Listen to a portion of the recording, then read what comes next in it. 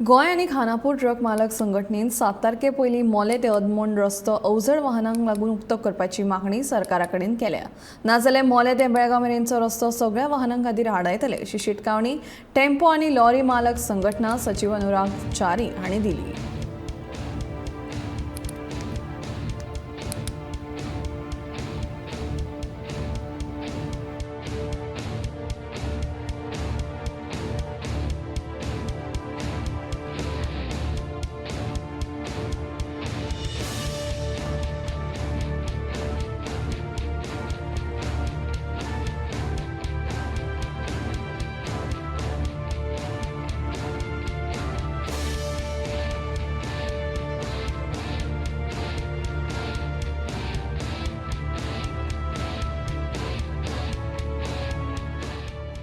2018 रामनगर गोवा जो national highway 748 आसा हो ह्या रस्त्याचें काम करपाक लागून बंद म्हणून नोटिफिकेशन आयिल्लें।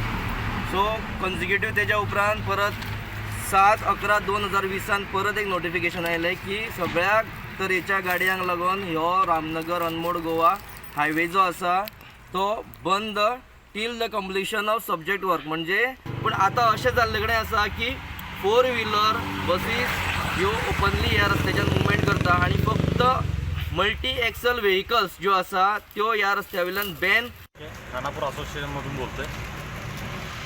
2018 पासून जवळपास आम्ही कमीत कमी 5-6 वेळा कारवार DC साहेबांना जाऊन भेटून आलो, पण ह्याच्यावरती काही तोडगा आजपर्यंत काढलेला नाही आहे। वेळोवेळी आम्ही त्यांना रिक्वेस्ट केले की आम्हाला रस्त्याचं काय तर व्यवस्था करा, कारण प्रत्येक वेळेला काय होते, मोठ्या गाडीसाठी मल्टी एक्सलसाठी तिथून चोरला बंद केले किंवा अनमोड बंद केले, असं करून तर नाही काय आम्हाला कुठनंही जाण्या येण्यासाठी रस्ता त्यांनी ठेवलेला नाही।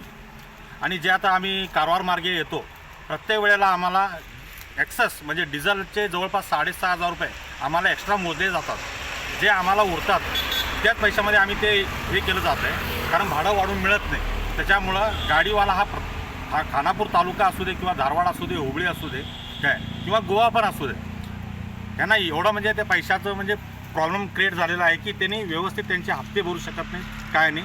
प्रत्येक गाड्या बहुतेक असे भरपूर गाड्या आहेत ज्यांना सीझिंग केलेलं आहे। मग असं गाडीवाल्यावरती एवढा त्रास आता आलेला आहे की ह्या रस्त्याचा काय तो निकाल त्यांनी करावा, न केल्यास 8 तारखेनंतर आम्ही गोवा असोसिएशनबरोबर सोबत राहून इथं गोवा बॉर्डरला आम्ही स्ट्राईक करायला जाणार।